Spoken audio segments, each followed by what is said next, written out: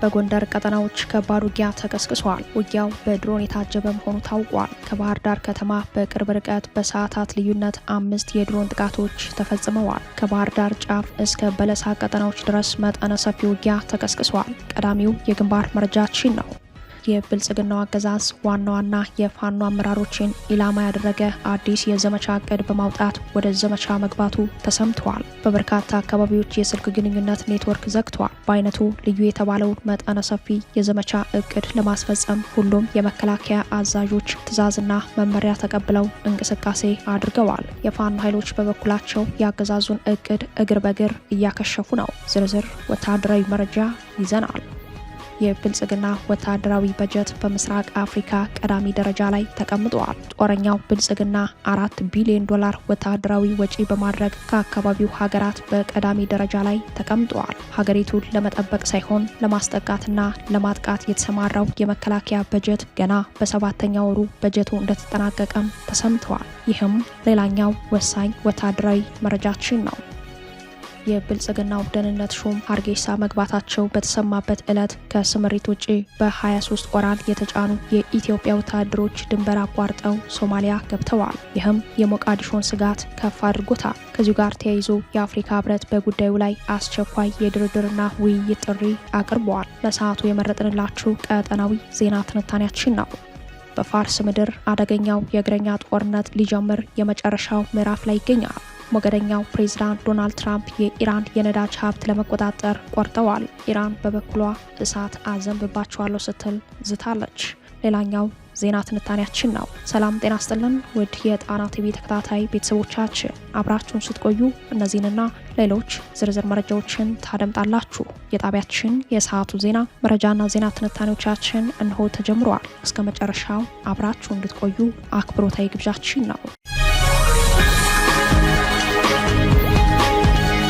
በጎንደር ቀጠናዎች ከባድ ውጊያ ተቀስቅሷል። ውጊያው በድሮን የታጀበ መሆኑ ታውቋል። በሰዓታት ልዩነት 5 የድሮን ጥቃቶች መፈጸማቸው ተሰምተዋል። የብልጽግናው አገዛዝ በፋኖ ይዞታ ስር በሚገኙ ነጻ ቀጠናዎች ላይ የከፈተው አዲስ የማጥቃት ዘመቻ በምድርና በአየር የታጀበ ሆኗል። በሌተናል ጄኔራል መሐመድ ተሰማ እየተመራ ያለው አዲሱ ዘመቻ ከባህር ዳር ጫፍ እስከ በለሳ የደረሱ ቀጠናዎችን ያካለለ መሆኑ ታውቋል። ከባህር ዳር ከተማ ከ25 ኪሎ ሜትር ባነሰ ርቀት ላይ የምትገኘው ደራ ወረዳ ዋነኛዋ የውጊያ ማዕከል ስትሆን የብልጽግና ጦር መጋቢት 20 ለመጋቢት 21 አጥቢያ ሌሊቱን በጀመረው ዘመቻ በፋኖ ኃይሎች በኩል ጠንካራ የመከላከልና መልሶ ማጥቃት የውጊያ ታክቲክ ጠብቆታል። በተለይም ከባህር ዳር በቅርብ ርቀት በምትገኘው የደራ ወረዳ የፋኖ ኃይሎች የመከላከልና መልሶ ማጥቃት አቅም ማደጉ የአገዛዙ ሰራዊት የድሮን ድጋፍ ለመጠየቅ መገደዱን ከቀጠለው የአውደ ውጊያ መረጃ ላይ ተመላክተዋል። አፋብን በላይ እዝ ሜጀር ጄኔራል ውባንት አባተ አንደኛ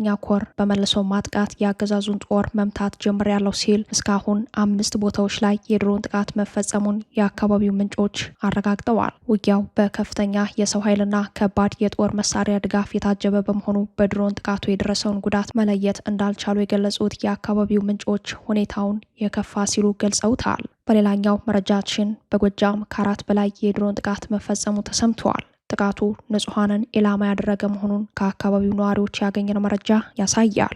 ዛሬ መጋቢት 21 ከጠዋት ጀምሮ የድሮን አሰሳ የተደረገባቸው ስናንና በደብረ ማርቆስ ዙሪያ የሚገኙ አካባቢዎች መሆናቸው የጠቆሙት የአካባቢው ምንጮች የአገዛዙ ድሮን ከረፋድ ጀምሮ አሰሳ ሲያደርግባቸው በነበሩ አካባቢዎች በቀኝ አቦና በቦቅላ ዙሪያ ንጹሐንን ኢላማ ያደረገ 4 ጊዜ የድሮን ጥቃት መፈጸሙን ገልጸዋል። በጥቃቱ በንጹሐን ላይ የደረሰው የጉዳት መጠን ለጊዜው መለየት አልተቻለም። የድሮኑ አሰሳ አሁንም ተጠናክሮ ቀጥሏል ሲሉ መረጃውን ያደረሱን የአካባቢው ምንጮች ፋኖ በእነዚህ አካባቢዎች እንደማያስተውሉ ይልቁንም ሲቪል ዜጎች የሚንቀሳቀሱበት አካባቢ መሆኑን ነው የገለጹት። ወደ ጎንደር የአውደ ውጊያ መረጃችን ስንመለስ በፋኖ ኃይሎች እጅ ከገባች 2ኛ ወሯ የተቆጠረው በውጊያ ስትራቴጂካዊ አመችነቷ የምትታወቀውን እብናት ከተማን ለመቆጣጠር አዲስ የውጊያ ግንባር የከፈተው የብልጽግና ጦር በአፋብን በላይ እዝና አፋብን ጎንደር ጠቅላይ ግዛት እዝ ክፉኛ ምት እያስተናገደ እንደሚገኝ ሰምተናል። ይህ ዜና እስከተጠናቀረበት እኩለ ቀን ድረስ በቀጠለው ውጊያ የአገዛዙ ጦር ወደ ከተማዋ መግባት እንዳልቻለ፣ ይልቁንም በዙሪያው በቀጠለው ውጊያ በርካታ ሰብአዊ ጉዳት መመዝገቡን ከፋኖ ምንጮች የደረሰን መረጃ ያሳያል። የፋኖ ምንጮች እንደሚሉት ዛሬ መጋቢት 21 በእብናት ከተማ ዙሪያ በተከሰከሰው ከባድ ውጊያ በመልሶ ማጥቃት የአገዛዙን ጦር ክፉኛ የመቱት አፋብን በላይ እዝ ዳግማዊ ቴዎድሮስ 5ኛ ኮር አጼ ኢያሱ ክፍለ ጦር፣ ዞዛምባ ንጉስ ክፍለ ጦር፣ አሳምነው ብርጌድ፣ መልዛ ንጉስ ብርጌድ እና ጎንደር ጠቅላይ ግዛት እዝ 204ኛ አስቻለው ደሴ ኮር ጥምረት በመፍጠር ነው ብለዋል። የዳግማዊ ቴዎድሮስ 1ኛ ኮር አካል የሆኑት መብረቅ ክፍለ ጦርና ፋናይ ውቤ ክፍለ ጦር አዲስ ዘመን ቋላ ዮሐንስ ተብሎ ከሚጠራው ከፍተኛ ቦታና አርኖ ጋርኖ ጅራት ከሚባለው ስትራቴጂካዊ ቦታ በመዝጋት ከኢንፍራንስ አዲስ ዘመንና ከአዲስ ዘመን እብናት ለድጋፍ የሚንቀሳቀሰውን የብልጽግና ጦር መንገድ እንደዘጉበት፣ ይህም የሊቦ ከምከም አጠቃላይ የኃይል ስምሪቱን ያዛባበትን ሆነ ገልጸዋል። ውጊያው ይህ ዜና እስከተጠናቀረበት እኩለ ቀን ድረስ የቀጠለ ሲሆን ይህ ዘመቻ በብልጽግና ሰራዊት የምስራቅ እዝ ዋና አዛዡ ሌተናል ጄኔራል መሐመድ ተሰማ እንደሚመራ ታውቋል። አድማጭ ተመልካቾቻችን ከዚህ ልዩ ዘመቻ ጋር በተያያዘ በጎንደር፣ ጎጃም፣ ሸዋና ወሎ ቤት አማራ የታቀዱ ውጊያዎችን በተመለከተ በተከታዩ ዜናችን በዝርዝር እንመለከተዋለን። የብልጽግናው አገዛዝ ዋና ዋና የፋኖ አመራሮችን ኢላማ ያደረገ አዲስ የዘመቻ እቅድ በማውጣት ወደ ዘመቻ መግባቱ ተሰምቷል። በበርካታ አካባቢዎች የስልክ ግንኙነት ኔትወርክ ዘግተዋል። በአይነቱ ልዩ የተባለውን መጠነ ሰፊ የዘመቻ እቅድ ለማስፈጸም ሁሉም የመከላከያ አዛዦች ትዕዛዝና መመሪያ ተቀብለው እንቅስቃሴ አድርገዋል። የፋኖ ኃይሎች በበኩላቸው የአገዛዙን እቅድ እግር በእግር እያከሸፉ ነው። ወታደራዊ ኩብለላና ክህደት ለስልጣኑ ትልቅ አደጋ መደቀኑን የገመገመው አገዛዙ የዘመቻ እቅዱን ደጋግሞ በመከለስ ላይ ነው። በተለይም በቀጣይ ግንቦት ወር ለማካሄድ ከያዘው የምርጫ ፕሮጀክት ጋር ተያይዞ ተጨማሪ የዘመቻ እቅድ በማውጣት ትዕዛዝ አውርዷል። ትዕዛዙ በሁለት አውድ የሚተነተን ነው። አንደኛው በጦርነት ብዛትና በተደጋጋሚ ወታደራዊ ሽንፈት ሞራል ወድቆ ተስፋ በመቁረጥ የኩብለላና የክህደት መጠኑ የጨመረውን ሰራዊት ባለበት ለማረጋጋት ሁሉም የመከላከያ ዋና ዋና አዛዦች፣ የእዝ የክፍለ ጦር አዛዦች ከከተሞችና ከካምፖች ወጥተው ወደ ግንባር እንዲገቡ መታዘዛቸው ነው። ከዚህ በተጨማሪም ወታደራዊ የማዕረግ እድገት መስጠት ሌላኛው ለሰራዊቱ ማበረታቻ የተያዘ እቅድ ሲሆን ይህንንም አዲስ የዘመቻ እቅድ ለማስፈጸም ልዩ ትዕዛዝ የተሰጣቸው የመከላከያ አዛዦች በቀዳሚነት በጦር ሜዳ ይተገብሩታል ተብሏል። የዘመቻ እቅዱ ሁለተኛው ዓላማ የፋኖ ዋና ዋና አመራሮችን መግደልና ማጥቃት የሚል ነው። የፋኖ አመራሮችን በማጥቃት ህዝቡን ለማስደንገጥ ታቅዷል። ከምርጫ በፊት የፋኖ ዋና ዋና አመራሮች ላይ እርምጃ በመውሰድ ህዝቡን ማስፈራራትና ማስደንገጥ የዘመቻው ዋና ዓላማ ሆኖ በወታደራዊ መረጃው ላይ ተብራርተዋል። በዚሁ ወታደራዊ ዘመቻ ከ7 በላይ የእዝ አዛዦች ለዘመቻ ግንባር መውረዳቸውን የጣና ምንጮች ጠቁመዋል። በጎንደር 2 የእዝ አዛዦች የሚመሩት ዘመቻ የተከፈተ ሲሆን የምስራቅ እዝ ዋና አዛዥ ሌተናል ጄኔራል መሐመድ ተሰማ የደቡብ ጎንደር ቀጠናዎችን፣ የምዕራብ እዝ ዋና አዛዥ ሌተናል ጄኔራል ብርሃኑ በቀለ ደግሞ የማዕከላዊና ምዕራብ ጎንደር ቀጠናዎችን ዘመቻ ይመሩታል ተብሏል። በጎጃም ቀጠና ያለውን ዘመቻ የ6ኛ እዝ ዋና አዛዥ ሜጀር ጄኔራል ብርሃኑ ጥላሁን፣ በወሎ ቤት አማራ የሰሜን ምስራቅ እዝ ዋና አዛዡ ሌተናል ጄኔራል አሰፋ ቸኮልና ሜጀር ጄኔራል ዘውዱ ሰጣርጌ ዘመቻውን እንደሚመሩት፣ በሸዋ ቀጠና ያለውን ደግሞ ሌተናል ጄኔራል ሹማብደታ የሚመሩት መሆኑን ለጣና በደረሳት ወታደራዊ መረጃ ላይ ተመላክተዋል። በሁሉም ቀጠናዎች የዘመቻው ግብ በፋኖ ኃይሎች እጅ የገቡ ቀጠናዎችን ከፋኖ ነጻ በማድረግ የፋኖ አመራሮችን መምታት የሚል መሆኑን ሰምተናል። ለዚህ ዘመቻ ስኬት በበርካታ አካባቢዎች የስልክ ግንኙነት ኔትወርክ መዘጋቱን፣ የግንባር መረጃዎችን ለማግኘት አዳጋች መሆኑን ከተለያዩ አካባቢዎች ያሰባሰብናቸው መረጃዎች ያሳያሉ። ከዚህ አንጻር የፋኖ አመራሮችና ሰራዊቱ እንዲሁም ህዝቡ በዋናነት ከድሮን ጥቃት ራሳቸውን እንዲጠብቁ የሚል የጥንቃቄ መልእክት ተላልፈዋል። ከዚሁ ጋር ተያይዞ ምንም እንኳን የፋኖ ኃይሎች ያገዛዙን የምርጫ እቅድ እግር በእግር እየተከታተሉ ቢያከሽፉም በአገዛዙ በኩል ከፍተኛው የዘመቻ እቅድ የተከለሰ በመሆኑ ቀጣዮቹ ጊዜያት ከፍተኛ የውጊያ ወቅቶች እንደሚሆኑ ተገምተዋል። አገዛዙ በበኩሉ ከዚህ ዘመቻ ጎን ለጎን የምርጫ ፕሮጀክቱን ለማሳካት የምርጫ አስፈጻሚዎች ከቤት ለቤት እስከ ቤተ እምነቶች ድረስ ህዝቡን እንዲያጨናንቁት ስምሪት ሰጥተዋል። የፋኖ ኃይሎች በበኩላቸው በአገዛዙ ሰራዊት ታጅበው ህዝቡን በሚያስጨንቁ የምርጫ አስፈጻሚዎች ላይ ቀጥተኛ ጥቃት መሰንዘራቸውን ቀጥለዋል።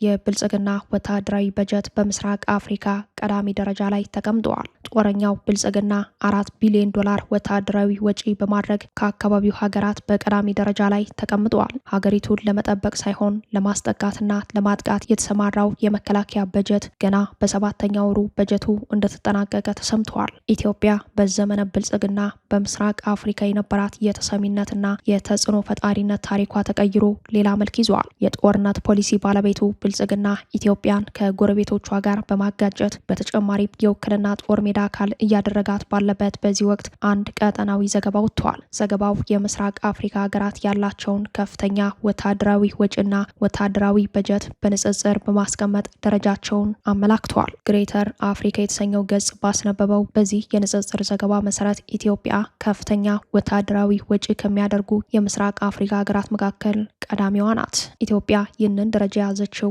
4 ቢሊዮን ዶላር ወታደራዊ ወጪ በማድረግ ነው። ይህም የሀገሪቱን ከፍተኛ በጀት ለወታደራዊና ለጦርነት እንደሚውል ተጨማሪ ማረጋገጫ ነው። ከዚህ ቀደም ማለትም አገዛዙ በአማራ ሕዝብ ላይ የዘር ማጥፋት ዓላማ ያለውን ጦርነት በከፈተ ጥቂት ወራት ውስጥ ዘ ኢኮኖሚስት ይፋ ባደረገው አንድ የምርመራ ዘገባ ላይ ብልጽግና በሀገሪቱ ውስጥ ከፍተኛውን በጀት ለመከላከያ ሰራዊት መዋሉን አጋልጦ ነበር። የመከላከያ በጀት ላይ ለመሰረተ ልማት ከሚፈሰው ይልቅ ለጦርነትና ከጦርነት ጋር ተያያዥነት ላላቸው ወጪዎች የሚወጣው የሀገሪቱ ሀብት እንደሚልቅ ዓለም አቀፍ ሚዲያዎች ጭምር የሚመሰክሩለት እውነታ ሆኗል። በወቅቱ የወጣው የዘ ኢኮኖሚስት ዘገባ መሰረተ ልማቶችና ሌሎች ልማታዊ ጉዳዮች ከሚውለው ይልቅ የሀገሪቱን ኢኮኖሚ ለጦርነት በመዋል በአፍሪካ የነበራትን የኢኮኖሚ ደረጃ ዝቅ እንዳደረገው አመላክቶ ነበር። ብልጽግና የተጀመሩ የልማት ፕሮጀክቶችን አጥፎ ሙሉ ለሙሉ በሚባል መልኩ ለጦርነት እየዋለ እንደሚገኝ በዓለም አቀፍ ሚዲያዎች ጭምር መጋለጡ ቀጥሏል። ከዚሁ መረጃ ጋር ተያይዞ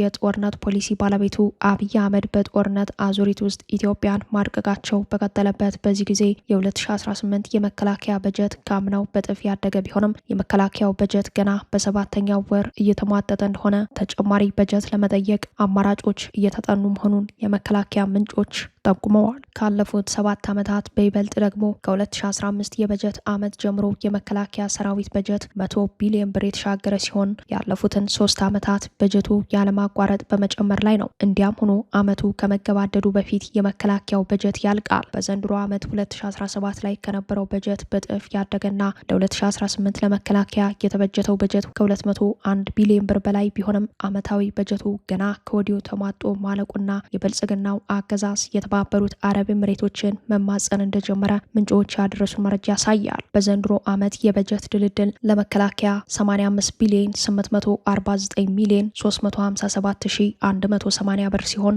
ለሀገር መከላከያ ሚኒስቴር መስሪያ ቤት 85 ቢሊዮን ብር፣ ለመከላከያ ዩኒቨርሲቲ 849 357180 ብር፣ ለጠቅላላ አገልግሎት 29 ቢሊዮን 402 ሚሊዮን 905672 ብር ሲሆን በአጠቃላይ ድምር 201 ቢሊዮን ብር 101 ሚሊዮን ብር 620 ሺህ ከ32 ብር በላይ ዓመታዊ በጀት ቢያዝለትም በጀቱ ገና መጋቢት አጋማሽ ላይ በጦርነት አዙሪት አጠናቆ ተጨማሪ በጀት ፍለጋ አማራጮችን እያሰሰ መሆኑ ተሰምተዋል። የ2018 በጀት ዓመት አጠቃላይ የሀገሪቱ በጀት 1.93 ትሪሊየን ብር ሲሆን ከዚህም ውስጥ 22 ከመቶ የሚሆነው የመከላከያ በጀት ነው። የፌዴራል ፖሊስ፣ የብሔራዊ መረጃና ሌሎች የጸጥታና ደህንነት ተቋማት ዓመታዊ በጀት ግምት ውስጥ ሲገባ ብልጽግና አጠቃላይ የሀገሪቱን ሀብት ለጦርነት ፖሊሲ ማስፈጸሚያው እያዋለው እንደሆነ ያሳያል። የ2018 በጀት ዓመት ለመጠናቀቅ ገና 3 ወራት ማለትም እስከ ሰኔ 30 ሊቆይ የሚገባው በጀት ገና በሰባተኛ ወሩ መጠናቀቁ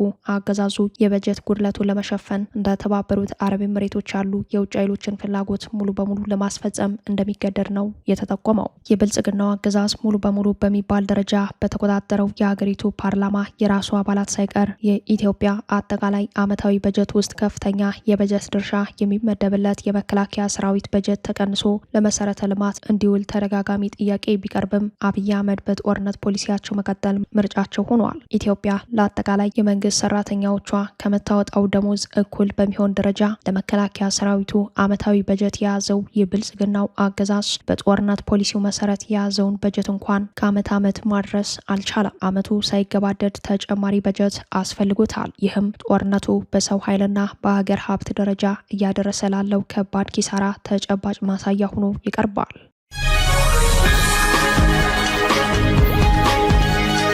የብልጽግናው ደህንነት ሹም ሀርጌሳ መግባታቸው በተሰማበት ዕለት ከስምሪት ውጪ በ23 ኦራል የተጫኑ የኢትዮጵያ ወታደሮች ድንበር አቋርጠው ሶማሊያ ገብተዋል። ይህ የሞቃዲሾን ስጋት ከፍ አድርጎታል። ከዚሁ ጋር ተያይዞ የአፍሪካ ህብረት በጉዳዩ ላይ አስቸኳይ የድርድርና ውይይት ጥሪ አቅርበዋል። የሞቃዲሾ መንግስት የ4 ኪሎ ገዢዎችን በስጋት በሚመለከትበትና የኃይል አስተላለፉም ቀጠናዊ ግጭት እያዋለደ ባለበት በዚህ ወቅት የብሔራዊ መረጃና ደህንነት አገልግሎት ዋና ዳይሬክተር አምባሳደር ሬድዋን ሁሴን ሀርጌሳ መግባታቸው በቀጠናው አስተላለፍ ላይ ተጨማሪ ውጥረት ሆነዋል። ጉዳዩን በጥርጣሬ የሚከታተለው የሞቃዲሾ መንግስት የብልጽግናው የደህንነት ሹም ወደ ሀርጌሳ ያደረጉትን ጉዞ በበጎ አልተመለከተውም። የደህንነት ሹሙ ሬድዋን ሁሴን ከዚህ ቀደም ወደ ሞቃዲሾ በማምራት ያለቃቸው አብይ አህመድ መልእክትን ለሶማሊያው ፕሬዚዳንት ሀሰን ሼክ መሐመድ አድርሰው መመለሳቸው ይታወሳል። በወቅቱ አምባሳደሩ በቢላ ሶማሊያ ቤተ መንግስት ከፕሬዚዳንት ሀሰን ሼክ መሐመድ ጋር ዝግ ስብሰባ ቢያደርጉም የስብሰባው ዝርዝር ጉዳይ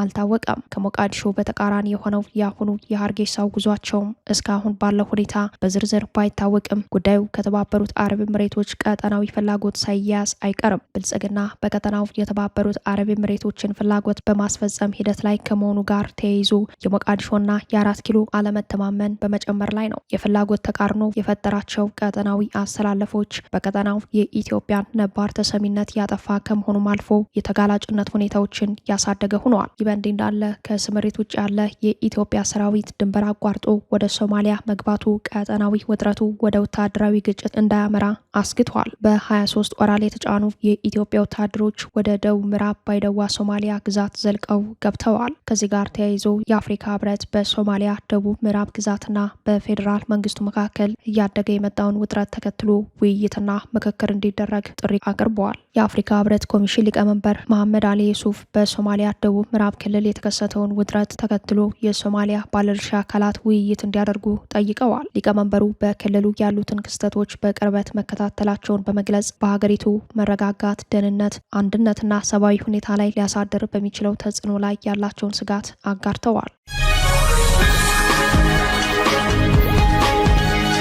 በፋርስ ምድር አደገኛው የእግረኛ ጦርነት ሊጀመር የመጨረሻው ምዕራፍ ላይ ይገኛል። ሞገደኛው ፕሬዚዳንት ዶናልድ ትራምፕ የኢራን የነዳጅ ሀብት ለመቆጣጠር ቆርጠዋል። ኢራን በበኩሏ እሳት አዘንብባቸዋለሁ ስትል ዝታለች። የአሜሪካው ፕሬዚዳንት ዶናልድ ትራምፕ የኢራንን የነዳጅ ሀብት ለመቆጣጠር ቆርጠው ተነስተዋል። ፕሬዚዳንቱ ከእስራኤል ጋር በመተባበር በኢራን ላይ ባስቀጠሉት የሚሳኤልና የአየር ኃይል ድብደባ በተጨማሪ የእግረኛ ሰራዊት ለማሰማራት ያላቸውን ቁርጠኝነት ወደ ተግባር በመቀየር ሂደት ላይ ናቸው። በተለያዩ አቅጣጫዎች ያለውን የአሜሪካ ባህርና አየር ወለድን ወደ ኢራን በማጓጓዝ ላይ ይገኛሉ። የጦርነቱ መነሻ የነበረው የኒውክሌር ጦር መሳሪያ ጉዳይ ደብዝዞ ወደ ነዳጅ ጥቅም ተቀይረዋል። በነዳጅ የበለጸገችውና የኢራን የነዳጅ ኤክስፖርት 90% እንደምትይዝ የሚነገርላት የኢራንን ካርግ ደሴት በመቆጣጠሩ በኩል ሞገደኛው ትራምፕ በፊትም ፕሬዚዳንት ሳይሆኑ ጽኑ ፍላጎት እንደነበራቸው ታውቋል። ከሳምንታት በፊት ከጃፓን አቅጣጫ ተንቀሳቀሰ የተባለው ኦኪናዋ ደሴት የሚገኘው የአሜሪካ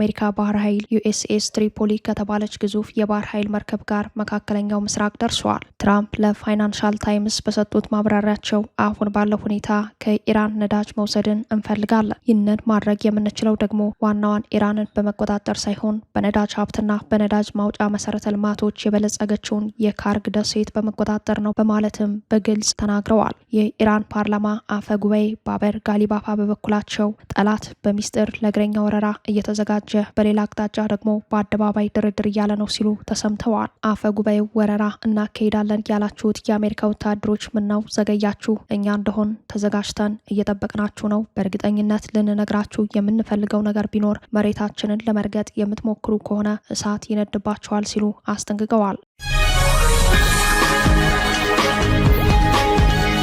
ክቡራትና ክቡራን ቤተሰቦቻችን ለሰዓቱ የተሰናዱት መረጃዎቻችን እየተከታተሏችኋችሁን ይመስሉ ነበር። አብራችሁን ስለቆያችሁ ልባዊ ምስጋናችን ድረሳችሁ እያለን የጣና ቲቪ ወቅታዊ ዜናዎች፣ ትንታኔዎችና ልዩ ልዩ ፕሮግራሞች እንዲደርሷችሁ ቻናላችን ሰብስክራይብ በማድረግ ቤተሰብ ይሁኑ። በተሳትፎ የትግል ሚዲያው እንዲያጠናክሩ ጥሪያችን እናቀርባለን። ጣና ቲቪ ከሀቅ ጋር